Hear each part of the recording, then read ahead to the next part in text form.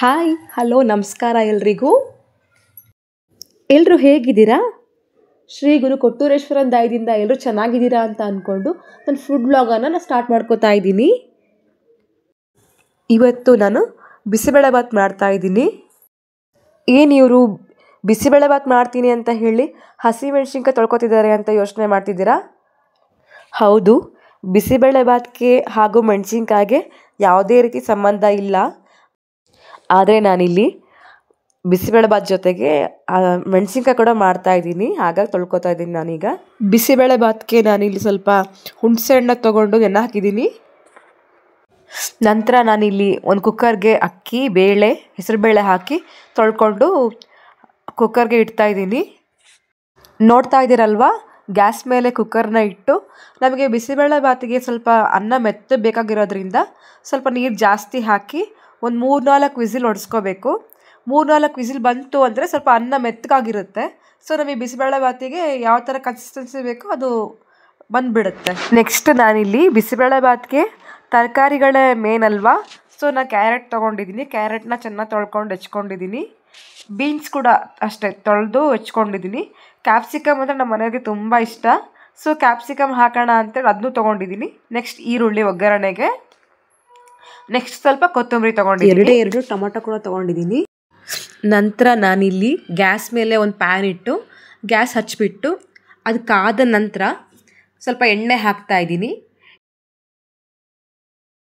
ಎಣ್ಣೆನ ಬಾಣಲಿಗೆ ಹಾಕೋತಾ ಸ್ವಲ್ಪ ತುಪ್ಪ ಇದ್ದರೆ ಬಿಸಿಬೇಳೆಭಾತ್ ಚೆನ್ನಾಗಿ ಬರುತ್ತೆ, ಫ್ಲೇವರ್ ಚೆನ್ನಾಗಿರುತ್ತೆ, ಹಾಗೆ ಟೇಸ್ಟ್ ಕೂಡ ಚೆನ್ನಾಗಿರುತ್ತೆ ಅಂತ ಅನ್ನಿಸ್ತು.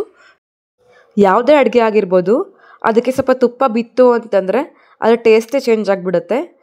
ತುಂಬ ಚೆನ್ನಾಗಿರುತ್ತೆ, ಹಾಗಾಗಿ ತುಪ್ಪ ಹಾಕ್ಲಿಕ್ಕೆ ಇಷ್ಟಪಡ್ತಾರೆ ಎಲ್ಲರೂ. ನೀವು ಅಬ್ಸರ್ವ್ ಮಾಡಿರ್ಬೋದು, ಯಾವುದಾದ್ರೂ ಒಂದು ಮದುವೆ ಫಂಕ್ಷನ್ ಇತ್ತು ಅಂತಂದರೆ ಅಡುಗೆಗಳಿಗೆಲ್ಲ ತುಪ್ಪ ಯೂಸ್ ಮಾಡೇ ಮಾಡ್ತಾರೆ. ತುಪ್ಪ ಮನುಷ್ಯನ ದೇಹಕ್ಕೆ ಒಳ್ಳೆಯದು ಕೂಡ, ಹಾಗಾಗಿ ತುಪ್ಪ ಯೂಸ್ ಮಾಡ್ತಾ ಇದ್ದೀನಿ ನಾನು. ನೋಡಿ ಇಲ್ಲಿ ನಾನು ಬಾಣಲಿಗೆ ತುಪ್ಪ ಹಾಗೂ ಎಣ್ಣೆ ಹಾಕಿರೋದ್ರಿಂದ ಅದು ಸ್ವಲ್ಪ ಕಾಯಬೇಕು. ಬಾಣಲಿ ಕಾದ ನಂತರ ನಾವು ನೆಕ್ಸ್ಟ್ ಏನಿದ್ರು ಹಾಕೋಕ್ಕೆ ಸರಿ ಹೋಗುತ್ತೆ. ಸೊ ನಾನಿಲ್ಲಿ ತುಪ್ಪ ಎಣ್ಣೆ ಕಾಯ್ಲಿಕ್ಕೆ ಬಿಟ್ಟಿದ್ದೀನಿ. ನೋಡಿ ಇಲ್ಲಿ ಬಾಣಲಿಲಿ ತುಪ್ಪ ಹಾಗೂ ಎಣ್ಣೆ ಹಾಕಿದ್ವಲ್ಲ, ಅದು ಕಾಯ್ತಾ ಇದೆ. ತುಪ್ಪ ಹಾಗೂ ಎಣ್ಣೆ ಕಾದ ನಂತರ ನಾನಿಲ್ಲಿ ಸಾಸಿವೆ ಜೀರಿಗೆನ ಹಾಕೋತಾ ಇದ್ದೀನಿ. ಸಾಸಿವೆ ಜೀರಿಗೆ ಹಾಕಿದ್ಮೇಲೆ ಅದು ಚೆನ್ನಾಗಿ ಸಿಡಿಬೇಕು.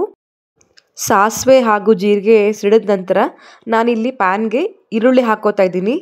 ಇಲ್ಲಿ ನಾವು ಮೆಣಸಿನ್ಕಾಯಿನ ಯೂಸ್ ಮಾಡೋ ಹಾಗಿಲ್ವಲ್ಲ, ಹಾಗಾಗಿ ಡೈರೆಕ್ಟಾಗಿ ನಾನು ಈರುಳ್ಳಿ ಹಾಕೋತಾ ಇದ್ದೀನಿ. ಈರುಳ್ಳಿ ಹಾಕಿದ ನಂತರ ಅದು ಸ್ವಲ್ಪ ಎಣ್ಣೆಯಲ್ಲಿ ಫ್ರೈ ಆಗಬೇಕು. ನೆಕ್ಸ್ಟ್ ನಾನಿಲ್ಲಿ ಸ್ವಲ್ಪ ಕೊತ್ತಂಬರಿ ಸೊಪ್ಪು ಹಾಕ್ತಾ ಇದ್ದೀನಿ. ಈರುಳ್ಳಿ ಹಾಗೂ ಕೊತ್ತಂಬರಿ ಸೊಪ್ಪು ಹಾಕಿದ ನಂತರ ಸ್ವಲ್ಪ ಚೆನ್ನಾಗಿ ಕೈ ಆಡಬೇಕು, ಎಲ್ಲ ಮಿಕ್ಸ್ ಆಗಬೇಕು. ಈರುಳ್ಳಿ ಸ್ವಲ್ಪ ಸಾಫ್ಟ್ ಆಗಬೇಕು, ಅಲ್ಲಿ ತನಕ ನಾವು ಕೈ ಆಡಿಸ್ತಾ ಇರಬೇಕು. ಕೊತ್ತಂಬರಿ ಸೊಪ್ಪನ್ನು ಹಾಕಿದ ನಂತರ ನಾನಿಲ್ಲಿ ಒಗ್ಗರಣೆಗೆ ಸೋಂಪು ಹಾಕೋದನ್ನ ಮರ್ತ್ಬಿಟ್ಟಿದ್ದೆ, ಹಾಗಾಗಿ ಸೋಂಪು ಹಾಕೋತಾ ಇದ್ದೀನಿ. ಸೋಂಪು ಹಾಕೋದ್ರಿಂದ ಬೆನಿಫಿಟ್ಸ್ ಏನಪ್ಪ ಅಂತಂದರೆ ಆರೋಗ್ಯ ಚೆನ್ನಾಗಾಗುತ್ತೆ, ಜೀರ್ಣಕ್ರಿಯೆ ಚೆನ್ನಾಗಾಗುತ್ತೆ. ಸೊ ಆದ್ದರಿಂದ ನಾನು ಸೋಂಪನ್ನು ಹಾಕೋತಾ ಇದ್ದೀನಿ. ಹಾಕ್ಕೊಂಡು ಈರುಳ್ಳಿ ಎಲ್ಲನೂ ಬಾಡಿಸ್ಕೋತಾ ಇದ್ದೀನಿ. ಈರುಳ್ಳಿ ಎಲ್ಲ ಚೆನ್ನಾಗಿ ಫ್ರೈ ಆಗಬೇಕು ಎಣ್ಣೆಯಲ್ಲಿ, ಸೊ ಹಾಗಾಗಿ ಎಣ್ಣೆನಲ್ಲಿ ಫ್ರೈ ಆಗ್ಲಿಕ್ಕೆ ಬಿಟ್ಟಿದ್ದೀನಿ ನಾನು. ನೋಡ್ತಾ ಇದ್ದೀರಲ್ವಾ, ಇಲ್ಲಿ ಎಣ್ಣೆಯಲ್ಲಿ ಈರುಳ್ಳಿ ಚೆನ್ನಾಗಿ ಬೇಯ್ತಾ ಇದೆ. ಈರುಳ್ಳಿನ ಕೈ ಆಡಿಸದೇ ಇದ್ದರೆ ಒತ್ತಿ ಬಿಡುತ್ತೆ, ಹಾಗಾಗಿ ಚಮಚ ತಗೊಂಡು ಕೈ ಆಡಿಸ್ತಾ ಇದ್ದೀನಿ ನಾನು. ಬಿಸಿಬೇಳೆಭಾತ್ ಆಲ್ಮೋಸ್ಟ್ ಎಲ್ರಿಗೂ ಇಷ್ಟ ಆಗೇ ಆಗುತ್ತೆ, ಕೆಲವರಿಗೆ ಇಷ್ಟ ಆಗದೇ ಇರ್ಬೋದು, ಆದರೆ ಎಲ್ಲರೂ ಇಷ್ಟಪಡ್ತಾರೆ ಕಾಮನ್ನಾಗಿ ಬಿಸಿಬೇಳೆಭಾತನ್ನ. ನನಗಂತೂ ತುಂಬ ಇಷ್ಟ ಬಿಸಿಬೇಳೆಭಾತ್ ಅಂತಂದರೆ.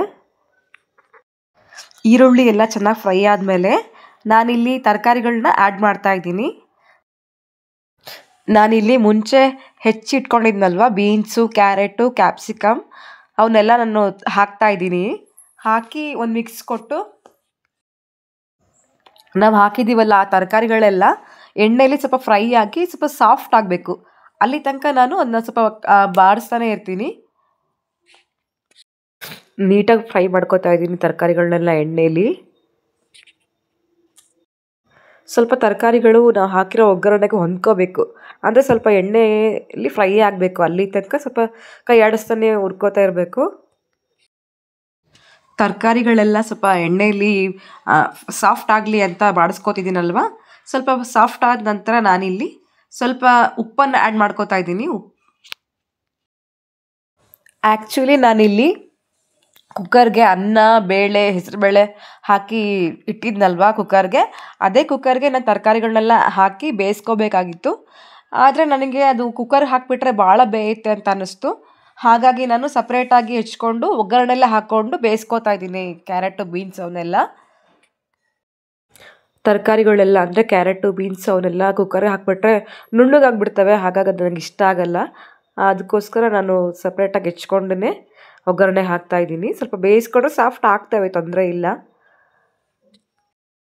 ಈಗ ನಾನಿಲ್ಲಿ ಕ್ಯಾರೆಟು, ಬೀನ್ಸು, ಕ್ಯಾಪ್ಸಿಕಮ್ ಎಲ್ಲದನ್ನು ಚೆನ್ನಾಗಿ ಕೈ ಆಡಿಸ್ತಾ ಬಾಡಿಸ್ಕೋತಾ ಇದ್ದೀನಿ.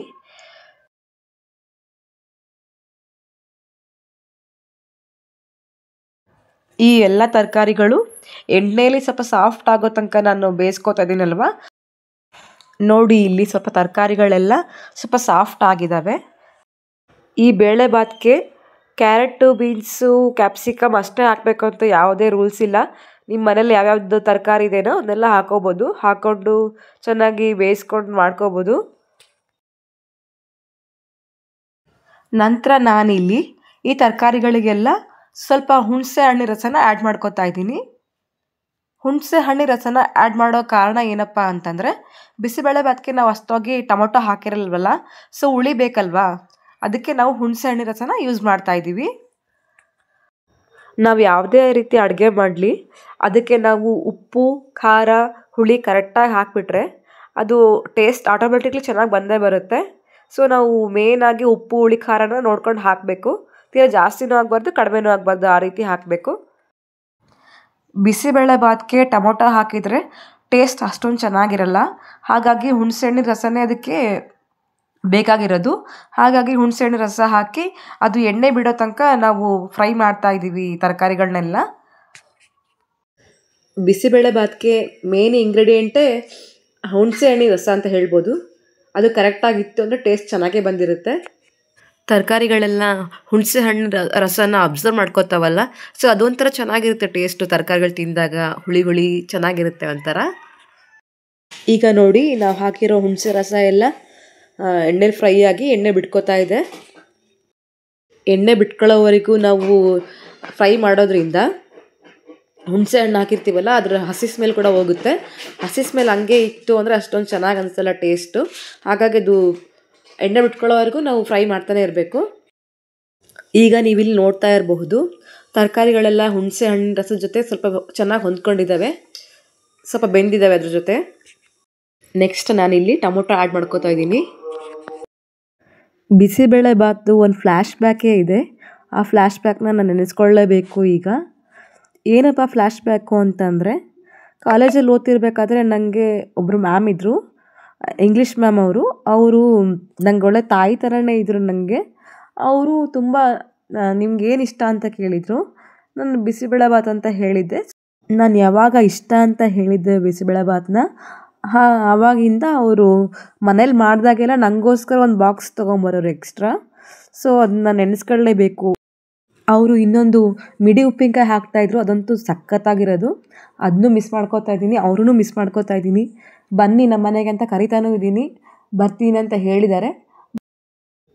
ನೋಡೋಣ ಯಾವಾಗ ಬರ್ತಾರೆ ಅಂತ ಕಾಯ್ತಾ ಇದ್ದೀನಿ ನಾನು ಕೂಡ. ನಂತರ ನಾನಿಲ್ಲಿ ಸ್ವಲ್ಪ ಈ ಒಗ್ಗರಣೆಗೆ ಸ್ವಲ್ಪ ಬೆಲ್ಲ ಹಾಕ್ತಾ ಇದ್ದೀನಿ.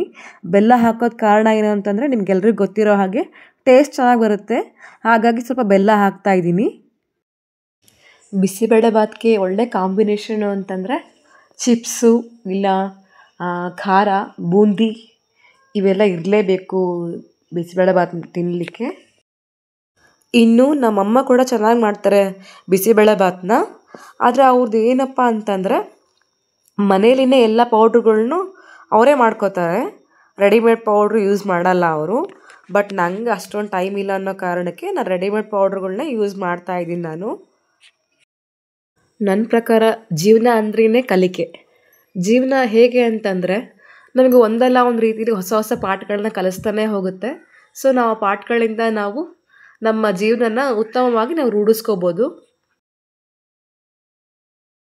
ತರಕಾರಿಗಳೆಲ್ಲ ಬೆಂದ ನಂತರ ನಾನಿಲ್ಲಿ ನೆಕ್ಸ್ಟು ಇದಕ್ಕೆ ಅಕ್ಕಿ ಬೇಳೆ ಹೆಸರುಬೇಳೆ ಎಲ್ಲ ಬೇಯಿಸ್ಕೊಂಡಿದ್ವಲ್ಲ ಆ ಮಿಶ್ರಣನ ನಾನು ಆ್ಯಡ್ ಮಾಡ್ತಾ ಇದ್ದೀನಿ. ನಾವೀಗ ಅಕ್ಕಿ ಹಾಗೂ ಬೇಳೆ ಮಿಶ್ರಣನ ಬಾಣಲಿ ಹಾಕಿದ ನಂತರ ಅದನ್ನು ಕೈಯಾಡ್ತಾ ಇರಬೇಕು. ಸ್ವಲ್ಪ ನಮಗೆ ಎಷ್ಟು ನೀರು ಬೇಕೋ ಅಷ್ಟು ನಮ್ಗೆ ಅದಕ್ಕೆ ನಾವು ಕರೆಕ್ಟಾಗಿ ನೀರು ಹಾಕ್ಕೊಂಡು ಅದನ್ನು ಕೈಯಾಡಿಸ್ಬೇಕು. ನೆಕ್ಸ್ಟ್ ನಾವಿಲ್ಲಿ ಎಲ್ಲ ಹಾಕೊಂಡ್ಮೇಲೆ ಅದನ್ನ ಕೈಯಾಡಿಸದೆ ಹೋದರೆ ಅದು ಒತ್ಬಿಡುತ್ತೆ. ಹಾಗಾಗಿ ಕೈಯಾಡಿಸ್ತಾನೆ ಇರಬೇಕು. ನಾವು ಹಾಕಿರೋ ಒಗ್ಗರಣೆಗೆ ಈ ಅನ್ನ ಹಾಕಿದ್ದೀವಲ್ಲ ಅದು ಎಲ್ಲ ಹೊಂದ್ಕೋಬೇಕು. ಆ ರೀತಿ ನಾವು ಇನ್ನು ಕಲಿಸ್ಕೊತಾ ಹೋಗಬೇಕು. ನೋಡಿ ಇಲ್ಲಿ ನೀಟಾಗಿ ಕಲಿಸ್ಕೊತಾ ಇದ್ದೀನಿ. ಬಿಸಿಬೇಳೆ ಭಾತ್ಗೆ ಬೇಕಾಗಿರ್ತಕ್ಕಂಥ ಹದ ಬೇಕಲ್ವಾ, ಸೊ ಅದಕ್ಕೆ ತಕ್ಕಂಗೆ ಇದೇನೋ ಇಲ್ವಾ ಅಂತ ನೋಡಿಕೊಂಡು ನಾವು ಸ್ವಲ್ಪ ನೀರು ಆ್ಯಡ್ ಮಾಡ್ಕೋಬೋದು. ನಾವು ಇವಾಗಲೇ ಅದು ಮಾಡ್ಕೋಬೇಕು. ನನಗೆ ಈ ಹದ ಸಾಕು, ಹಾಗಾಗಿ ನಾನೇನು ಹಾಕೋತಾ ಇಲ್ಲ. ನೋಡಿ ಇಲ್ಲಿ ನಾವೀಗ ಈ ಮಿಶ್ರಣಕ್ಕೆ ಖಾರದ ಪುಡಿ ಹಾಕ್ತಾ ಇದ್ದೀವಿ. ಖಾರದ ಪುಡಿ ಪ್ರಮಾಣನ ಸ್ವಲ್ಪ ನೋಡ್ಕೊಂಡು ಹಾಕ್ಕೊಳ್ಳಿ. ಯಾಕೆ ಅಂತಂದರೆ ಕೆಲವರು ಖಾರ ತಿಂತಾರೆ, ಇನ್ನು ಕೆಲವರು ಖಾರ ತಿನ್ನೋದಿಲ್ಲ. ಸೊ ಹಾಗಾಗಿ ಸ್ವಲ್ಪ ಪ್ರಮಾಣನ ನೋಡ್ಕೊಂಡು ಹಾಕ್ಕೊಳ್ಳಿ. ನಿಮ್ಮ ಮನೇಲಿ ಯಾವ ರೀತಿ ಇಷ್ಟಪಡ್ತಾರೆ ಅಂತ ನಿಮ್ಗೆ ಗೊತ್ತಿರುತ್ತಲ್ವ, ಸೊ ಅದ್ರ ಪ್ರಕಾರ ನೀವು ಎಷ್ಟು ಬೇಕೋ ಅಷ್ಟನ್ನ ಖಾರ ಪುಡಿ ಹಾಕ್ಕೊಳ್ಳಿ. ಖಾರದ ಪುಡಿ ನಂತರ ನಾನಿಲ್ಲಿ ಬಿಸಿಬೇಳೆಭಾತ್ ಪೌಡ್ರನ್ನ ಹಾಕೋತಾ ಇದ್ದೀನಿ. ಆ ಪ್ರಮಾಣಕ್ಕೆ ಎಷ್ಟು ಅವಶ್ಯಕತೆ ಇದೆಯೋ ಅಷ್ಟು ಪೌಡ್ರನ್ನ ಹಾಕೋತಾ ಇದ್ದೀನಿ. ನಂತರ ನಾನಿಲ್ಲಿ ಸ್ವಲ್ಪ ಟೇಸ್ಟ್ ಚೆನ್ನಾಗಿರಲಿ ಅಂತ ಗರಂ ಮಸಾಲನ ಆ್ಯಡ್ ಮಾಡ್ಕೋತಾ ಇದ್ದೀನಿ. ಗರಂ ಮಸಾಲ ಪೌಡ್ರನ್ನ ಎಷ್ಟು ಬೇಕೋ ಅಷ್ಟು ಹಾಕ್ಕೊಳ್ಳಿ, ಆ ಪ್ರಪೋರ್ಷನ್ ನೋಡಿಕೊಂಡು.